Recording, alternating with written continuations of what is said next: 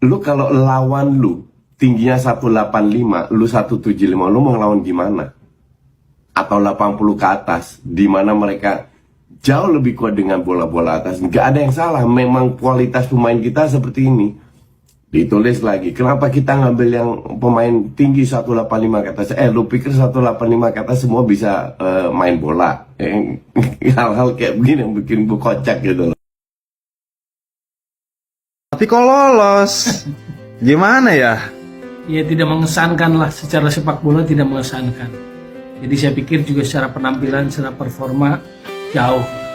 Jadi lolos tapi tidak mengesankan. Lolos tapi menurut saya sih nggak pantas gitu cara lolosnya. Dua pengamat sepak bola yang kayak tai itu nggak bagus, perusak sepak bola sebetulnya. Bukan memberi motivasi, malah dibilang gaya ngikutin STY. Salah. Menang salah. Jadi keberuntungan matamu, keberuntungan pengamat sepak bola kadang perusak sepak bola sebetulnya. Bukan memberi inspirasi, malah perusak. Gagal sedikit, enak ikune menang malah kon out. Danco.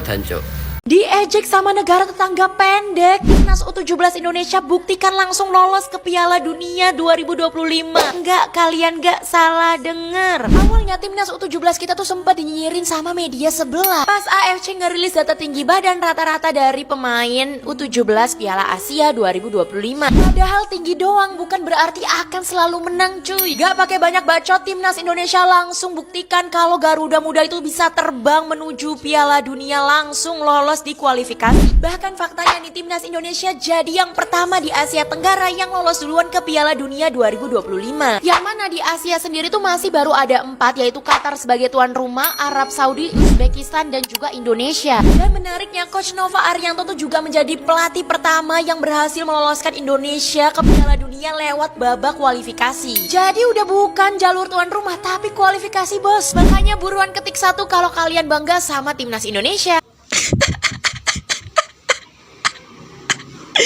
Bung Toel ya.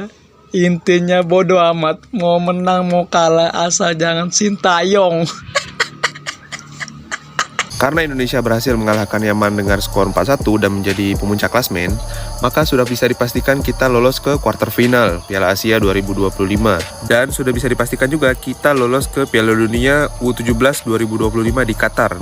Kalau ngomongin soal aspek taktikal ya, gue tuh paling suka sama Fabio dan Daniel ini. Duo wingback ini tuh bagus gitu mainnya, naik turunnya, composure-nya bagus banget. Dan buat yang kemarin pada ngomongin, wajar kita naturalisasi karena talenta lokal kita kurang.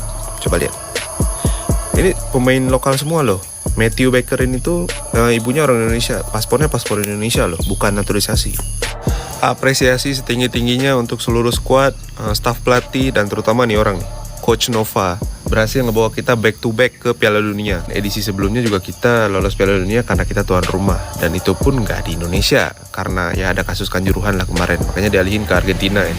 Terakhir, selamat untuk Timnas Indonesia, semua jajaran staf, pelatih, dan skuad. Semoga jalannya panjang di Piala Asia ini sampai final. Amin, dan semoga juara juga. Timnas U17 lolos ke Piala Dunia setelah mampu mengalahkan Yaman U17 dengan skor telak 4-1.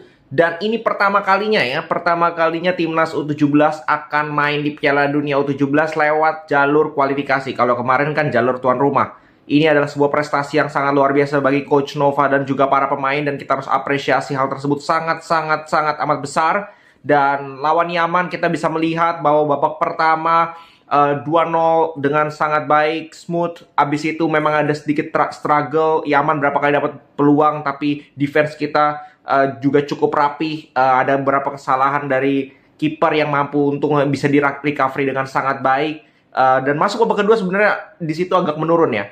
Agak menurun temponya, dan Yaman terus coba untuk melakukan serangan, dapat penalti, itu yang membuat angin segar makin ke mereka. Tapi penalti penalti yang kita gol ketiga itu yang membuat kill the game. Kalau gue bilang mental pemain Yaman di situ sudah ngedrop dan kita mampu dengan lebih enak lagi untuk kontrol situasi. Mereka lebih banyak penguasaan bola tapi kita dapat counter berapa kali dan gol keempat benar-benar memupuskan harapan Yaman untuk bisa mencuri 1 poin di pertandingan kali ini. Dan menurut gue secara overall ya ada beberapa momentum yang bisa diperbaiki di pertandingan nanti lawan Afghanistan dan babak knockout, tapi secara overall daya juang dan bagaimana permainan mereka sangat solid, kompak, dan ya sangat salut gue terhadap pemain. Evandra cetak 2 gol, keren banget. Lalu gol-golnya luar biasa. Kemarin Vietnam, sekarang tetangga kita di Malai.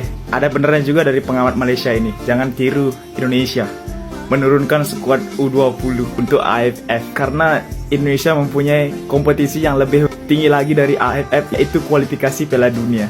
Iya memang ini adalah luar biasa, tapi kadang-kadang orang Indonesia pun bilang ini adalah kemenangan yang biasa, baru menang sekali aja udah kuat-kuat. Ada orang Indonesia yang bilang begitu.